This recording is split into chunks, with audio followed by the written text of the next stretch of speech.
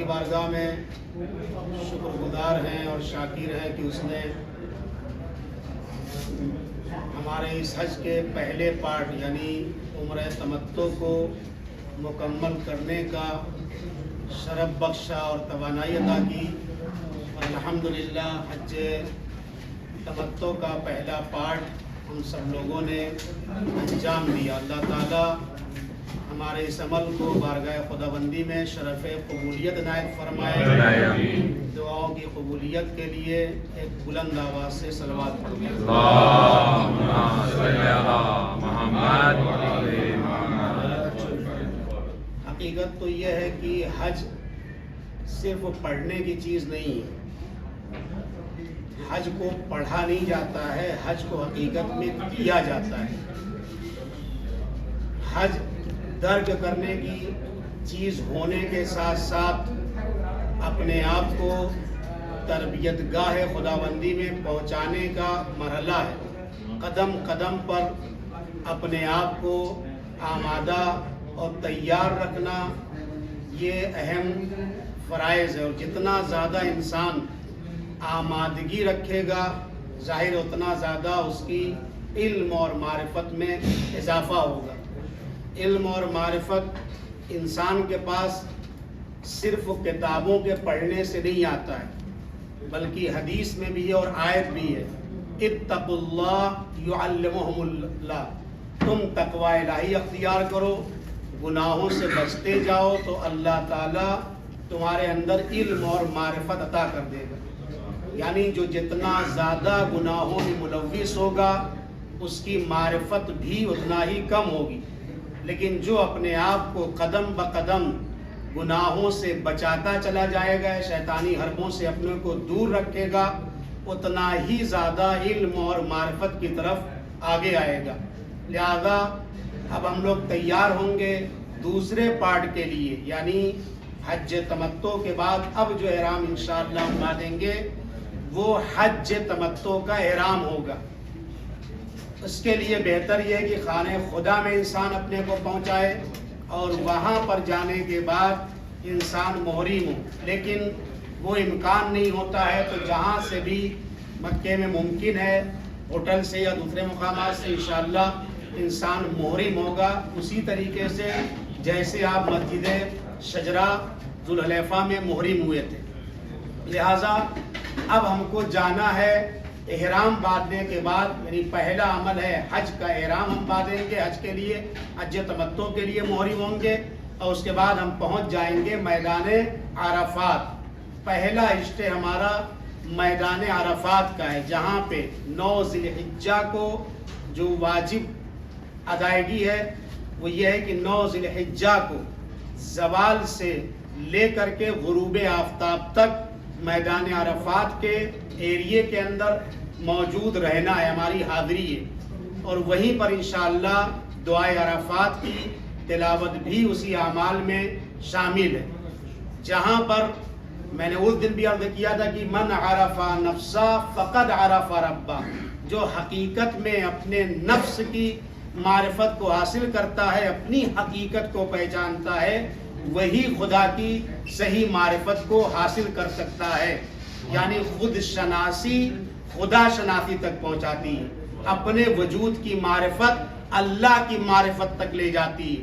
اور بہت ساری چیزیں کل مجھ سے لوگ پوچھ رہے تھے کہ کیا کوئی ایسی حدیث ہے، مجھے نہیں ملی ہے. مشہور ہے، شہرت ہو گئی ہے کہ خانہ کعبہ کو دیکھنے کے بعد 3 دعائیں قبول ہوتی ہیں. یہ لفظ 3 مجھے نہیں روایات میں ملا ہے. مجھے 2 روایتیں ملی ہیں. رسول پاک حضرت محمد مصطفیٰ صلی اللہ علیہ وسلم جنہوں نے فرمایا ہے کہ کعبے کو تم دیکھو گے تو تمہاری دعائیں قبول ہوں گی. اب 1 دعا مانگو گے تب بھی قبول ہوگی اور 4 دعائیں مانگو گے تب بھی قبول ہوگی. یہاں تک روایات میں ہے کہ جب تک تمہاری نگاہیں خانہ کعبہ تک، آپ ہی فرما رہے ہیں، تمہاری نگاہیں جتنی دیر تک بھی کعبے کو دیکھ رہی ہیں اتنی دیر تک اللہ کچھ فرشتوں کو معین کیے ہیں جن کا کام یہ ہے کہ تمہارے نامہ اعمال سے گناہوں کو ختم کر رہا ہے اور گناہوں کے ختم کرنے کے ساتھ ساتھ نیکیاں لکھی جا رہی ہیں. اور جو بھی تم دعائیں یہاں پر مانگو گے چوتھے امام فرماتے ہیں اس کی 3 صورتیں ہیں، یا تو وہ اللہ کی بارگاہ میں قبول ہو جائیں گی یا قبول نہیں ہوں گی، الہی ذخائر میں اور خزانے میں جمع ہو جائیں گی۔ جو دعاؤں کا امام ہے، یعنی سب سے زیادہ اگر دعا کسی معصوم نے صادر ہوئی اور ہم تک پہنچی ہے اور معتبر ذرائع ہیں تو صحیفہ سجادیہ آپ دیکھ سکتے ہیں۔ امام سجاد علیہ السلام نے متعدد دعاؤں کو اس کے اندر تعلیم فرمایا ہے۔ امام کہتے ہیں، دیکھیے بہت عظیم بات ہے کہ اے میرے اللہ، میں تیری مشیت کے درمیان اپنی مرضی کو شامل نہیں کرنا چاہتا ہوں۔ پھر آپ کیوں دعا مانگ رہے ہیں؟ دعا کا تو مانگنے کا مطلب یہ ہوتا ہے، ہو سکتا ہے اس کی مرضی کچھ اور ہو اور میں کچھ اور چاہ رہا ہوں، لیکن وہی امام جواب دیتے ہیں، کہتے ہیں کہ دعا اس لیے مانگ رہا ہوں کہ چونکہ تو نے حکم دیا ہے قرآن مجید میں کہ اے صاحبان ایمان تم دعاؤں کو مانگو، میں تمہاری دعاؤں کو قبول کروں گا۔ لہذا امام کہتے ہیں اگر اس نے حکم نہ دیا ہوتا تو میں اس کی مشیت میں دعا کے ذریعے دخالت نہ کرتا۔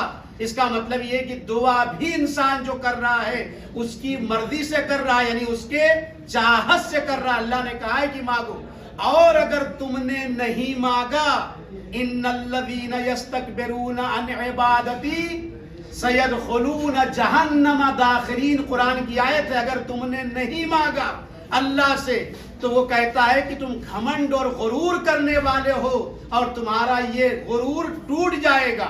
یعنی مقصد کہنے کا یہ ہے کہ اللہ کی بارگاہ میں مطالبہ کرنا، چونکہ اس نے کہا ہے ہم اس لیے کہہ رہے ہیں۔ پھر امام کہتے جو دعا تمہاری رد ہو گئی، قبول نہیں ہوئی اللہ کی بارگاہ میں، لیکن ذخیرہ اور خزانے میں چلی گئی، اس کا بدلہ انسان کو مرنے کے بعد ملے گا، گفٹ اور انعامات ملیں گے۔ جب وہ انعام اس کے سامنے آئے گا تو یہ بندہ اللہ کی بارگاہ میں کہے گا، کیا کہے گا کہ اے میرے پروردگار یہ کیا ہے؟ تو اس سے آواز آئے گی کہ یہ وہ دعائیں ہیں جو دنیا میں تم مانگ رہے تھے اور قبول نہیں ہوئی تھی۔ تو جانتے ہیں بندہ کیا کہے گا؟ یہ معرفت کی بات ہے۔ بندہ کہے گا اے میرے پروردگار، کاش کی میری کوئی ایک دعا بھی دنیا میں قبول نہ ہوئی ہوتی، کیونکہ اتنا بڑا انعام ملنے والا ہے۔ جو دعائیں رد ہو جاتی ہیں اس کا احساس ہم نہیں کر سکتے ہیں۔ ایک اور صلوات پڑھ دے بر محمد۔ تو یا تو قبول ہو جائے گی یا رد ہو جائے گی، لیکن رد ہونے کے بعد بھی یا کچھ ٹائم کے بعد قبول ہوگی یا مکمل رد ہوگی۔ اگر کچھ ٹائم کے بعد قبول ہو رہی ہے، یعنی اللہ کی مصلحت ابھی نہیں تھی، بعد میں شامل حال ہوئی۔ اگر مکمل رد ہو گئی ہے، اس کے معنی یہ ہے کہ مرنے کے بعد وہ ہمیں ملنے والا ہے۔ کون صلوات پڑھ دیں؟ یہی ہمارے مولا ہیں، یہی امام سجاد علیہ السلام ہیں۔ تو ایک تو رسول اللہ کی حدیث پڑھی، دوسری حدیث یہ ہے کہ جب کبھی کعبے پہ نظر پڑے، جب انسان دعا مانگے گا تو مستجابت اللہ، اس کی دعا بارگاہ خداوندی میں ان 3 کیٹیگریز کے اندر آئے گی، یا قبول ہو جائے گی یا آئندہ قبول ہوگی یا رد ہو جائے گی۔ آپ دیکھیں ہمیں اس جگہ آنے کے بعد سب سے بڑا مسئلہ حج کرنا نہیں ہے، وہ ایک مسئلہ ہے کہ انشاءاللہ جس طریقے سے آپ نے عمر تمتع مکمل کیا ہے، اللہ کی مرضی ہوگی تو انشاءاللہ وہ بھی کمپلیٹ ہو جائے گا۔ مسئلہ حج کا نہیں، حج کے بعد ہمیں اس عمل کو باقی رکھنے کا ہے۔ ہمارے لیے ضرورت اس بات کی ہے کہ ہم ایک صلوات پڑھ دیں بر محمد۔ ادھر کرسیاں بہت ساری ہیں، ادھر سے لے کے ایک اور صلوات پڑھ دیں بر محمد۔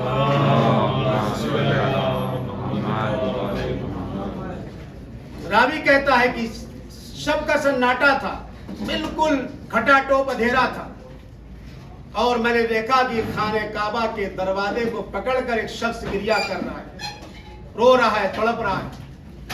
راوی کہتا ہے کہ میں اس کے قریب گیا تو میں نے دیکھا کیسے دعا مانگ رہا ہے، کس طریقے سے گڑگڑا رہا ہے اللہ کے سامنے، کیونکہ ہمیں اعتراف کرنا ہے اپنے گناہوں کا۔ ہم نے اپنی زندگیوں کو منظم کرنا ہے اور بہتر بنانا ہے۔ اہل بیت اطہار علیہ الصلوۃ والسلام سے چند قدم اور قربت اختیار کر دیے، اس لیے ہر نیت میں آپ قربتاً اللہ کہتے ہیں۔ جو بھی کام کرتے ہیں نیک، اے اللہ میں تجھ سے قریب ہونا چاہتا ہوں، یہ قربت کی اعلیٰ مثال ہے جہاں پر آپ بیٹھے ہوئے ہیں. لہذا وہ کہتا ہے رات کے سناٹے میں ستارے ڈوب چکے تھے، ہر طرف سیاہی چھائی ہوئی تھی، سناٹا چھایا ہوا تھا، کھٹاٹوپ اندھیرا تھا. وہ کہتا ہے میں جب داخل ہوا خانہ کعبہ کے پاس اور گیا تو اندر دیکھا جا کے کہ خانہ کعبہ کے پردے کو پکڑ کر انسان ہے جو رو رہا ہے، تڑپ رہا ہے، اور اس کی زبان پر یہ فقرہ ہے. وہ یہ کہہ رہا ہے کہ اے میرے مالک، اے میرے پروردگار، تو ہی میرا خلق کرنے والا ہے، تو ہی میرا رازق ہے، تو ہی میرا مالک ہے، تو ہی میرا بادشاہ ہے، ملکوت اور ملک تیری ہے. دنیا کے بادشاہوں نے اپنے اپنے دروازے بند کر دیے اور دروازے پر دربان معین کر دیا ہے، لیکن اے گنہگاروں کے خدا، تیرا دروازہ 24 گھنٹے گنہگاروں کے لیے کھلا. اگر دن میں وقت نہ ملے تو رات کے سناٹے پہ مصلی پہ آ کے نماز شب پڑھ کے اپنے خدا کو پکار لینا. توبہ کا دروازہ، انابہ کا دروازہ، استغفار کا دروازہ ایک ایسا دروازہ ہے جو کبھی بند نہیں ہوتا. اے میرے اللہ، ستارے ڈوب چکے ہیں، دنیا کے بادشاہوں نے اپنے اپنے دروازے پر دربان معین کر دیے ہیں، لیکن تو گنہگاروں کا بادشاہ ہے، تیرا دروازہ ہمارے لیے ہمیشہ کھلا رہتا. اس طرح وہ جملات زبان پر جاری کر رہا ہے. راوی کہتا ہے میں قریب گیا، میں نے اس سے جا کے پوچھا کہ آپ کون ہیں؟ یہ نہیں پہچانتا تھا. تو ادھر سے آواز آئی، انا علی ابن الحسین، میں حسین کا یتیم بیٹا سید سجاد ہوں. آپ اندازہ لگائیں عزیزو، جب امام کا طریقہ یہ ہے کہ خانہ کعبہ کے پاس جا کر اس طریقے سے دعائیں مانگ رہے ہیں، تو ہم گنہگاروں کو کس طریقے سے تڑپنا چاہیے، ہم گنہگاروں کو کس طریقے سے گڑگڑانا چاہیے. ہم جو گناہوں کی آماجگاہ میں رہنے والے لوگ ہیں انہیں کس طریقے سے اس بارگاہ میں جانا چاہیے. اسی لیے عزیزو، جتنا توجہ آپ کی وضو میں ہوگی اتنا ہی توجہ نماز میں ہوگی، لیکن جتنا ہنسی مذاق کے ساتھ ہم وضو کریں گے نا اتنی توجہ ہماری نماز میں ہٹ جائے گی. ائمہ کی سیرت تھی، جب وہ وضو کے لیے جاتے تھے تب بھی ان کے چہرے کا رنگ متغیر ہو جاتا تھا، اور جب نماز پہ جاتے تھے تو ان کا بدن کانپتا تھا، اور جب اللہ کے وجود میں حاضر ہو جاتے تھے تو روایت کہتی ہے تململو کتململ السریر، ایسے تڑپتے تھے جیسے سانپ کا کاٹا اور ڈسا ہوا انسان بے چین ہوتا ہے. عزیزو، یہ ہے سیرت، ہمیں اپنانے کی ضرورت ہے. ہمیں انشاءاللہ اس حج کے بعد ایک معنویت ہے. یہ بھی روایت ہے جو میں پڑھ دوں. امام فرماتے ہیں جب انسان حج کر لیتا ہے تو اس کے پاس اللہ ایک ایسا نور بھیج دیتا ہے کہ جس کی معنویت عجیب و غریب ہوتی ہے، اور اسی معنویت کو اگر باقی رکھے گا، اصل میں نے عرض کیا حج کرنا ہے نہیں ہے، حج کرنے کے بعد اس کو باقی رکھنا ہے. انما يتقبل اللہ من المتقین، اللہ متقیوں کے اعمال کو قبول کرتا ہے. اگر ہمارا تقوی، ہماری پرہیزگاری اور یہ ساری چیزیں ہم نے ختم کر دی تو کون ہمارے اعمال کو قبول کرے گا؟ لہذا وہ نور باقی رہتا ہے. امام کہتے ہیں یہاں تک کہ وہ گھر چلا جاتا ہے، اگر اس نے اپنے آپ کو بچایا اور اپنے کو محفوظ کر لیا تو یہ نور مرنے کے بعد بھی ظاہر ہوگا. لیکن ہاں کچھ ایسے ممکن ہیں ان سے انسان ہوں کہ جو حج کر کے ایئرپورٹ بھی نہ پہنچے اور وہ نور ضائع ہو جائے. ممکن ہے ہم میں سے کوئی ایسا ہو جائے کہ یہ نور تو اس کو مل گیا حج کرنے کے بعد، لیکن ایئرپورٹ تک جاتے جاتے ختم کر دے، یا اپنے گھر پہنچنے کے بعد اس نور کو ضائع کر دے، یا چند زبان کے بعد، چند زمانے کے بعد اس نور کو ضائع کر دے. ضرورت ہے، امام کہہ رہے ہیں کہ جو تم نے کمایا ہے، جو تم نے زحمتیں اٹھائی ہیں، جو تم نے صعوبت سفر برداشت کیا ہے، جو تم نے مشقتیں اٹھائی ہیں، اب مشقتوں کو اٹھانے کے بعد ہم نے اجر و پاداش تو تم کو دے دیا ہے، نور کو تمہیں عطا کر دیا ہے، لیکن ضرورت اس بات کی ہے کہ ہم اس نور کو باقی رکھیں. بس عزیزو، یہ داستان یہیں پہ ختم ہو گئی. صرف 2 منٹ توسل کروں گا، اس کے بعد انشاءاللہ حج کے مسائل آپ کی خدمت میں بیان کروں گا. ظاہر ہے جس جگہ پر ہم لوگ موجود ہیں یہ وہ جگہ ہیں جہاں پر رسول اکرم صلی اللہ علیہ وسلم متولد ہوئے. یہی وہ جگہ ہے جہاں پر مولائے کائنات کی عبادت گاہ ہے، جس کعبے کی آپ زیارت کرتے ہیں. دنیا میں آج تک کوئی ایسا نہیں پیدا ہوا کہ جس کو موقع ملا ہو خانہ خدا کے اندر. اسی لیے کہتے ہیں علی کا ماننے والا یہ جملہ یاد رکھیے گا، آج ہمارے سماج اور ہمارے معاشرے، ہماری سوسائٹی میں دو طرح کے لوگ ہیں. کچھ اہل بیت کی محبت کی آڑ میں عبادتوں کو چھوڑنا چاہتے ہیں، کہتے ہیں ہم کیا کریں گے، ہمارے دل میں علی کی محبت ہے تو اب نماز پڑھ لیا تو ٹھیک ہے، نہیں پڑھا تو کوئی بات نہیں، اور بہت ہی لائٹ اور ہلکا لیتے ہیں. لیکن علی کی زندگی کا آغاز اسی کعبے سے ہے، علی کی زندگی کا انجام اسی مسجد سے ہے جسے مسجد کوفہ کہتے ہیں. یعنی امیر المومنین بتانا چاہتے ہیں میرا چاہنے والا حقیقی وہی ہوگا کہ جس کا رابطہ کعبے سے ہو، یعنی وہ عبادات اور حج جیسی اعمال کو بھی انجام دے رہا ہو، اور جس کا رابطہ مسجد سے بھی ہو، یعنی مجھ سے محبت بھی کرتا ہو، اور جو ہم نے تعلیمات ارشاد فرمائی ہے اس پر عمل بھی کرتا ہو. علی کا چاہنے والا وہ ہوگا جس کا آغاز بھی عبادت سے ہوگا اور انجام بھی عبادت پر ہوگا. علی کے نام پر ہم بہانہ بنا کر عبادتوں کو ترک نہیں کر سکتے ہیں. عزیزو، یہی سارے وہ مقامات ہیں جسے مولد نبی کہا جاتا ہے، جسے پیغمبر اکرم صلی اللہ علیہ وسلم کی ولادت کی جائے گا. آپ ملاحظہ فرماتے رہتے ہیں عزیزو، یہی تھیں جناب خدیجہ جن کے لیے تاریخ میں ملتا ہے کہ کتنی قربانیاں بی بی نے دی ہے. شیب ابی طالب یہی پہ موجود ہے، وقت نہیں ہے ساری تفصیلوں کو کھولا جائے. ایسا زمانہ اہل بیت پر گزرا تھا جہاں کھانے کو کچھ نہیں تھا. بعض تاریخوں میں لکھا ہے کہ درخت کے پتے چبا چبا کے زندگیاں گزاری گئی ہیں. بعض مواقع پانی کے اوپر اکتفا کیا گیا ہے، اور چند لقمے غذاؤں کے علاوہ اہل بیت پر کوئی چیزیں میسر نہیں ہوئی ہیں. 3 سال کا محاصرہ تھا، دشمنوں نے بائیکاٹ کر دیا تھا اہل بیت اسلام کے اوپر. اتنا ظلم ہے تاریخ میں. آپ ملاحظہ فرمائیں عزیزو، جس امام سے میں نے شروع کیا تھا وہیں پر 2 فقرے پڑھنا چاہتا ہوں. یہ ایام آپ جانتے بھوک کے ایام ہیں، پیاس کے ایام ہیں. لمحے لمحے کے بعد انسان کو پانی کی ضرورت ہے. عزیزو، جب پانی کی بات آتی ہے تو کربلا یاد آ جاتی ہے. جب پیاس کی بات آتی ہے تو عباس علمدار یاد آ جاتے ہیں. اور جب مدینے اور ایام میں یہ بات پیاس کی آتی ہے تو میرا چوتھا امام یاد آ جاتا ہے. اگر پانی تک بات ہوتی تو امام صبر بھی کر لیتے. امام ایسے روتے تھے تڑپ کے جب منہال نے پوچھا آقا اتنا کیوں رو رہے ہیں؟ ارے شہادت تو آپ کے گھر کی میراث ہے مولا. تو مولا نے ایک ہی جملہ کہا، ہاں مجھے پتا ہے شہادت میرے گھر کی میراث ضرور ہے، لیکن میری ماں اور بہنوں کا بے مقنا پھر آیا جانا کیا یہ بھی میرے گھر کی میراث؟ اجرکم اللہ، اجرکم الزہرا. دادار و امام نے تڑپ کر رونا شروع کیا. ارے زینب کی مصیبتوں کو یاد کرتے تھے تو روتے تھے، سکینہ کی مصیبتوں کو یاد کر کے روتے تھے. 35 سال امام کا گزر گیا گریا میں، لیکن اس کے باوجود ظالموں نے ملعون شام نے زہر دغا سے شہید کیا. امام باقر علیہ السلام فرماتے ہیں خدا سب کی اولاد کو صحت و سلامتی عطا کرے، اپنے بابا کا جنازہ صحیح و سالم اٹھا لے جائے. یہ سعادت کی بات ہوتی ہے نادادارو. لیکن ہائے امام باقر فرماتے ہیں جب میں اپنے بابا کو غسل دینے کے لیے بڑھا تو دیکھا پشت پہ تابعیانوں کے نشان ابھی بھی باقی.